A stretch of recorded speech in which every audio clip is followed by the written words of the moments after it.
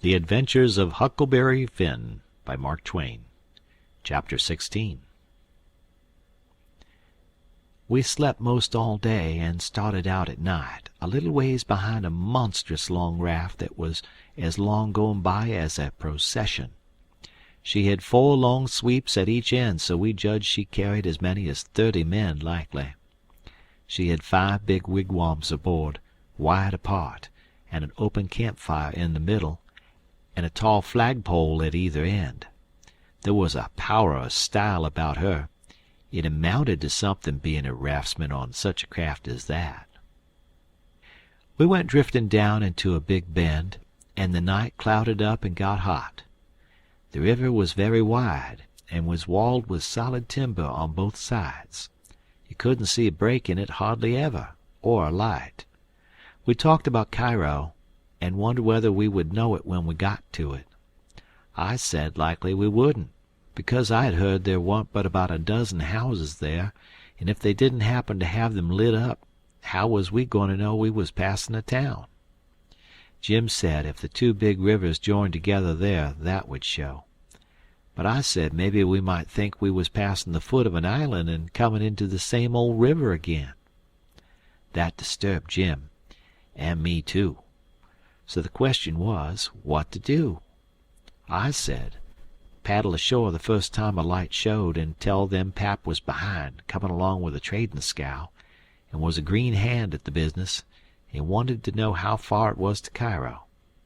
Jim thought it was a good idea, so we took a smoke on it and waited. There weren't nothing to do now but to look out sharp for the town, and not pass it without seeing it.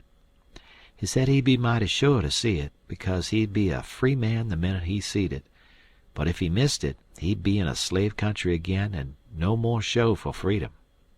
Every little while he jumps up and says, "There she is!" But it warn't. It was jack-o'-lanterns or lightning bugs, so he sat down again and went to watching same as before. Jim said it made him all over trembly and feverish to be so close to freedom. Well, I can tell you it made me all over trembly and feverish, too, to hear him, because I've begun to get through my head that he was most free, and who was to blame for it? Why, me. I couldn't get that out of my conscience, no how nor no way. It got to troubling me so I couldn't rest. I couldn't stay still in one place. It hadn't ever come home to me before what this thing was that I was doing. But now it did, and it stayed with me, and scorched me more and more. I tried to make out to myself that I warn't to blame, because I didn't run Jim off from his rightful owner. But it warn't no use. Conscience up and says every time, "But you knowed he was running for his freedom, and you could have paddled ashore and told somebody." That was so. I couldn't get around that no way. That was where it pinched. Conscience says to me, "What had poor Miss Watson done to you that you could see her nigger go off right under your eyes and never say one single word? What did that poor old woman do to you that you could treat her so mean? Why, she tried to learn you your book, she tried to learn you your manners, and she tried to be good to you every way she knowed how. That's what she done." I got to feeling so mean and so miserable I most wished I was dead. I fidgeted up and down the raft, abusing myself to myself, and Jim was fidgeting up and down past me. We neither of us could keep still. Every time he danced around and said, "Dar's Cairo," it went through me like a shot, and I thought if it was Cairo I reckoned I would die of miserableness. Jim talked out loud all the time while I was talking to myself. He was saying how the first thing he would do when he got to a free state, he would go to saving up money and never spend a single cent, and when he got enough he would buy his wife, which was owned on a farm close to where Miss Watson lived, and then they would both work to buy the 2 children, and if their master wouldn't sell them, they'd get an abolitionist to go and steal them. It most froze me to hear such talk. He wouldn't ever dare to talk such talk in his life before. Just see what a difference it made in him the minute he judged he was about free. It was accordin' to the old sayin', give a nigger an inch and he'll take an ell. Thinks I, this is what comes of my not thinkin'. Here was this nigger, which I had as good as helped to run away, comin' right out flat-footed and sayin' he would steal his children that belonged to a man I didn't even know, a man that hadn't ever done me no harm. I was sorry to hear Jim say that. It was such a lowering of him. My conscience got to stirring me up hotter than ever, until at last I says to it, "Let up on me. It ain't too late yet. I'll paddle ashore at the first light and tell." I felt easy and happy and light as a feather right off. All my troubles was gone. I went to looking out sharp for a light and sort of singing to myself. By and by one showed. Jim sings out, "We's safe, Huck, we's safe. Jump up and crack your heels. That's the good old Cairo at last. I just knows it." I says, "I'll take the canoe and go and see, Jim. It mightn't be, you know." He jumped and got the canoe ready, and put his old coat in the bottom for me to set on, and gave me the paddle. And as I shoved off, he says, "Putty soon I'll be a-shoutin' for joy, and I'll say, it's all on accounts of Huck. I's a free man, and I couldn't ever been free if it hadn't been for Huck. Huck done it. Jim won't ever forget you, Huck. You's the best friend Jim's ever had, and you's the only friend old Jim's got now." I was paddling off, all in a sweat to tell on him. But when he says this, it seemed to kind of take the tuck all out of me. I went along slow then, and I warn't right down certain whether I was glad I started or whether I warn't. When I was 50 yards off, Jim says, "There you goes, the old true Huck, the only white gentleman that ever kept his promise to old Jim." Well, I just felt sick. But I says I got to do it. I can't get out of it. Right then along comes a skiff with 2 men in it with guns, and they stopped and I stopped. One of them says, "What's that yonder?" "A piece of a raft," I says. "Do you belong on it?" "Yes, sir." "Any men on it?" "Only one, sir." "Well, there's 5 niggers run off tonight up yonder, above the head of the bend. Is your man white or black?" I didn't answer up prompt. I tried to, but the words wouldn't come. I tried for a second or two to brace up and out with it, but I warn't man enough. Hadn't the spunk of a rabbit. I see I was weakening, so I just give up trying, and up and says, "He's white." "I reckon we'll go and see for ourselves." "I wish you would," says I, "because it's Pap that's there, and maybe you'd help me tow the raft ashore where the light is. He's sick, and so is Mam and Mary Ann." "Oh, the devil! We're in a hurry, boy. But I suppose we've got to. Come, buckle to your paddle, and let's get along."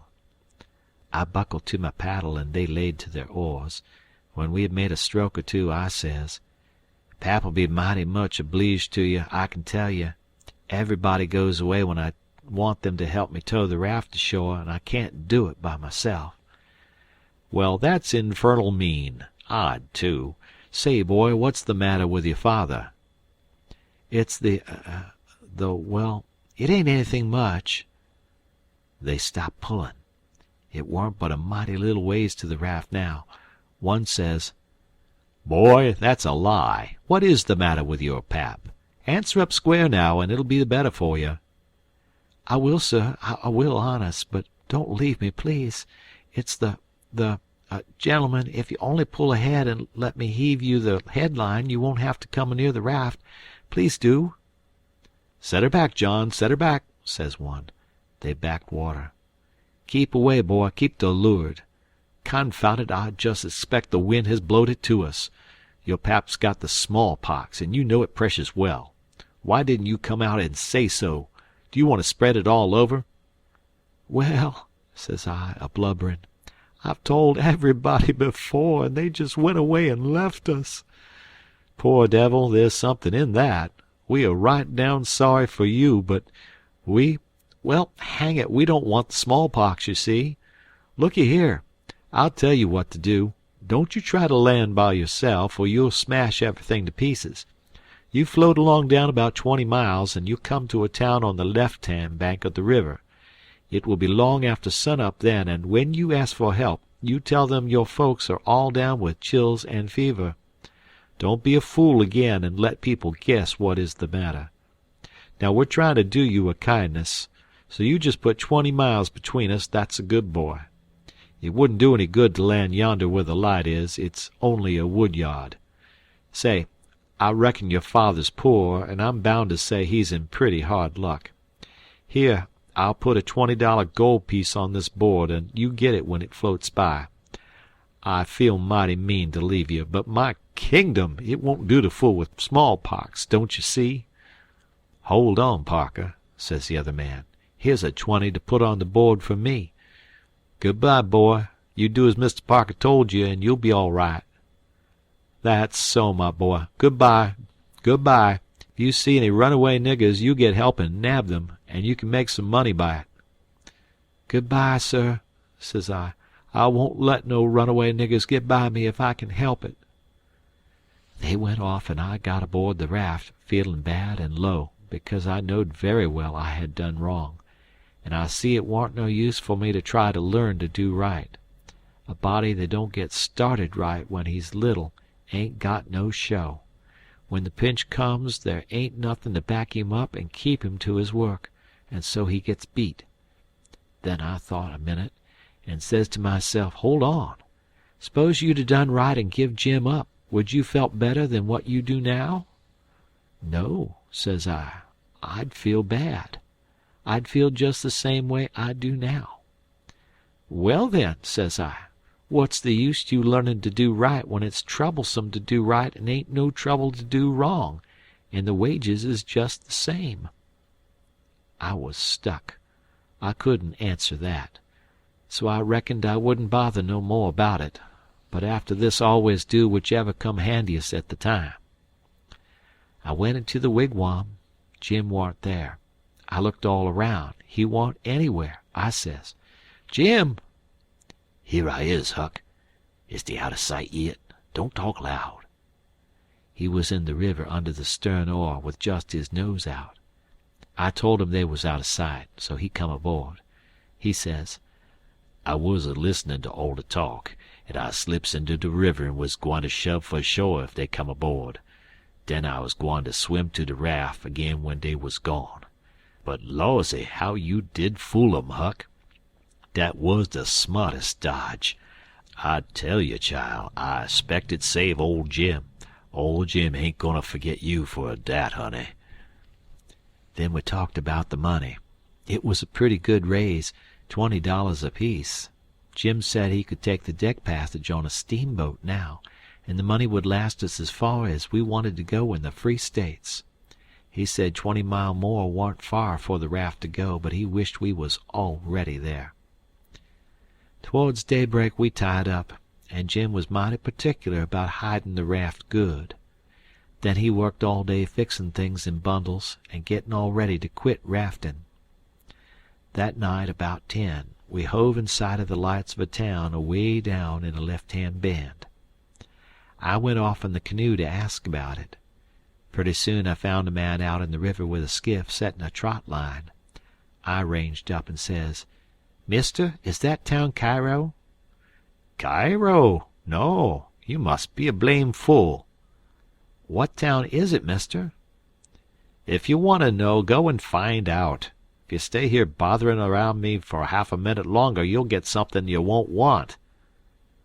I paddled to the raft. Jim was awful disappointed, but I said never mind. Cairo would be the next place, I reckoned. We passed another town before daylight, and I was going out again, but it was high ground, so I didn't go. No high ground round Cairo, Jim said. I had forgot it.